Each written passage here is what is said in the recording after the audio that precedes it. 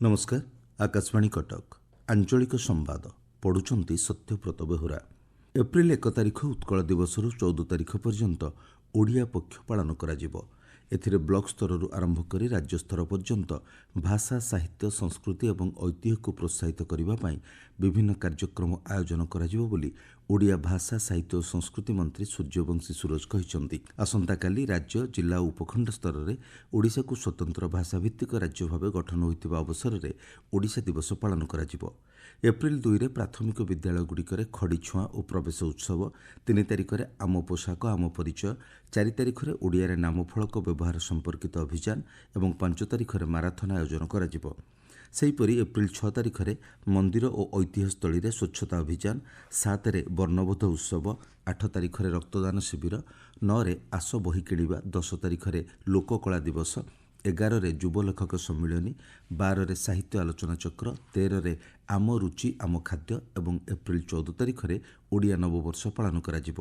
ए संपर्क में मंत्री श्री सूर्यवंशी सूरज कहते, एप्रिल 1 आम ओडिशा दिवस एवं एप्रिल 14 पर्यंत आम नुआ वर्ष ओडिया नववर्ष पर्यंत 2 सप्ताह धरिकी आमे ओडिया पक्ष पालन करूँ। प्रथम थर पई पालन हेबाकु जाउछि।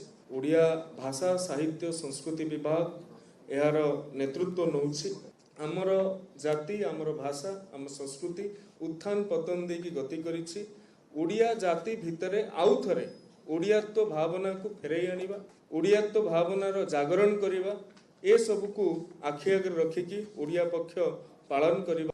राजभवन में उगाड़ी और गुड़ी पड़ुआ पर्व पालित हो जाइछि। राज्यपाल डॉक्टर हरिबाबू कम्भमपाटी ଏହି ଅବସରରେ କହିଛନ୍ତି, विभिन्न पर्वपर्वाणी आम जातिर सांस्कृतिक विशेषत्व को प्रतिफलित करुछि। विविधता मध्य एकता एवं एक भारत श्रेष्ठ भारत भावना को यह रुद्धिमंत करुछि बोली राज्यपाल कहते। समारोह में उच्चशिक्षा मंत्री सूर्यवंशी सूरज सम्माननीय अतिथि भाव जोग देइथिले।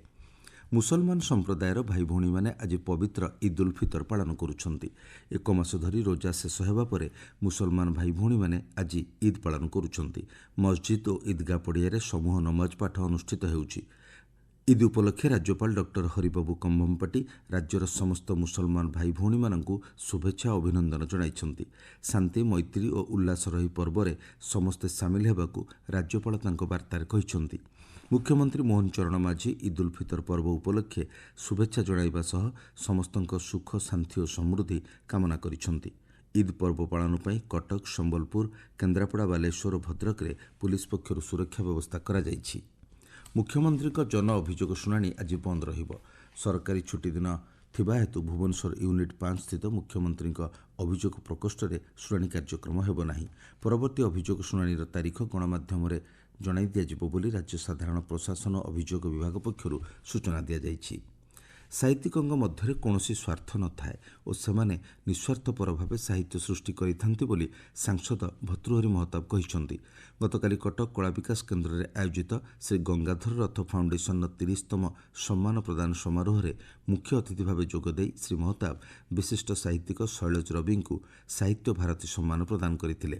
ସେହିଭଳି ଡାକ୍ତର ଫାଲ୍ଗୁନୀ ରାୟଙ୍କୁ ଗଙ୍ଗାଧର ରଥ ସ୍ମାରକୀ ସମ୍ମାନ ଓ କବି ସୂର୍ଯ୍ୟ ମିଶ୍ରଙ୍କୁ ଭାନୁଜୀ ରାଓ ସ୍ମାରକୀ ପୁରସ୍କାର ପ୍ରଦାନ କରାଯାଇଥିଲା। ପୁରୀ ଶ୍ରୀମନ୍ଦିରରେ ଆଜି ସୋମବାର ଚୈତ୍ର ଶୁକ୍ଳ ଦ୍ୱିତୀୟ ତିଥିରେ ଶ୍ରୀବିଗ୍ରହମାନଙ୍କ ଖସାପଡ଼ା ଲାଗି ନୀତି ଅନୁଷ୍ଠିତ ହେବ। ଦ୍ୱିତୀୟ ଭୋଗମଣ୍ଡପ ନୀତି ଶେଷ ହେବା ପରେ ଅପରାହ୍ନରୁ 5 ଘଣ୍ଟା ପର୍ଯ୍ୟନ୍ତ ଏହି ଗୁପ୍ତ ନୀତି ଅନୁଷ୍ଠିତ ହେବାକୁ ଥିବାରୁ ସର୍ବସାଧାରଣ ଦର୍ଶନ ବନ୍ଦ ରହିବ। ଅନ୍ୟପକ୍ଷରେ ଆସନ୍ତା ଏପ୍ରିଲ 2 ତାରିଖ ଦିନ ବନକ ଲାଗି ନୀତି ଅନୁଷ୍ଠିତ ହେବ। ଏହାକୁ ଦୃଷ୍ଟିରେ ରଖି ଆଜିଠାରୁ ଏପ୍ରିଲ 3 ତାରିଖ ପର୍ଯ୍ୟନ୍ତ ରତ୍ନଭଣ୍ଡାର ମରାମତି କାର୍ଯ୍ୟ ବନ୍ଦ ରହିବ ବୋଲି ଶ୍ରୀମନ୍ଦିର ପ୍ରଶାସନ ପକ୍ଷରୁ ସୂଚନା ମିଳିଛି। କନ୍ଧମାଳ ଜିଲ୍ଲାର ମାଓପ୍ରବଣ ଅଞ୍ଚଳ ଗୋଛାପଡ଼ା ଥାନା ପକ୍ଷରୁ ସର୍ଲାଗୁଡ଼ା ମୁଣ୍ଡା ସାହିରେ ଜନସମ୍ପର୍କ ଶିବିର ଆୟୋଜିତ ହୋଇଯାଇଛି। କନ୍ଧମାଳ ଆରକ୍ଷୀ ଅଧୀକ୍ଷକ ହରିଶ ବିଶି ମୁଖ୍ୟ ଅତିଥି ଭାବେ ଯୋଗଦେଇ ପୋଲିସ ଲୋକମାନଙ୍କ ମିତ୍ର ଭଳି କାମ କରୁଛି ବୋଲି କହିଛନ୍ତି।